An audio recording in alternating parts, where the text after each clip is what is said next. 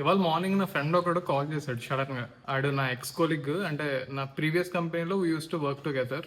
వాడు సడన్ గా కాల్ చేసి హలో అని కూడా అనలేదు, హలో అని కూడా అనకుండా దేవుడు ఎందుకు భయ్యా మగాళ్ళ విషయంలో ఎంత బయాస్డ్ గా ఆలోచిస్తాడు అని అన్నాడు. ఇడిగేమైంది, పొద్దు పొద్దున కాయలు కానీ టచ్ అయిపోయినాయి అనుకుని అసలు ఏమైంది అని అడిగా.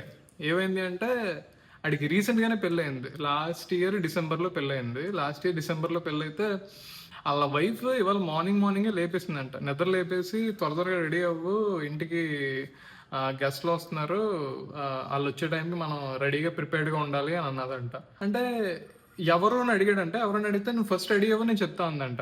సరే అని చెప్పి మనం రెడీ అయిపోయి యాజ్ యూజువల్ ఒక టీ షర్ట్ని షార్ట్ వేసుకొని సోఫాలో కూర్చొని టీవీ చూస్తుందంట. టీవీ చూస్తుంటే ఏంటి టీ షర్ట్ షార్ట్ వేసుకున్నావు, వెళ్ళి నీట్గా ఫార్మల్స్ వేసుకో, white shirt main, white shirt mandatory అని అందంట.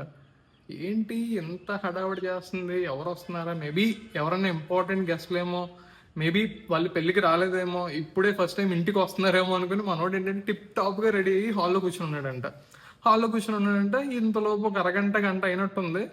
ఒక నలుగురు ఫ్రెండ్స్ వచ్చారంట, వాళ్ళ వైఫ్ ఫ్రెండ్స్ వచ్చి సడన్ గా వచ్చి చెయ్యిలా లాక్కొని ఆ చేతికు రెండు ఈ చేతికు రెండు రాఖీ కట్టేశారంట. ఆడు నాతో అన్నం బలవంతంగా అమ్మాయిని అయిపోయినా నలుగురు అమ్మాయిలకి, వాళ్ళు ఎవరో కూడా తెలియదు, ముఖ పరిచయం లేదు, వాళ్ళని నేను ముందెప్పుడు చూడలేదు, వాళ్ళకి నేను తెలుసో లేదో కూడా నాకు ఐడియా లేదు. వాళ్ళ ఫ్రెండ్స్ గ్రూప్ లో ఇది ఒక ఫార్మాలిటీ అంట, ఇది ఒక ట్రెడిషన్ అంట. సో రాఖీ కట్టేసిందంట.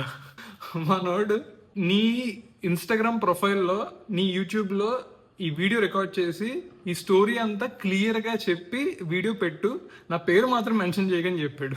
ఇదంతా ఈ స్టోరీ అంతా అన్నాక నాకు ఒకటి అనిపించింది, ఒక్క అమ్మాయికి ఆయన అయిన పాపానికి 10 మంది అమ్మాయిలకి అన్నయ్య అయిపోతావు.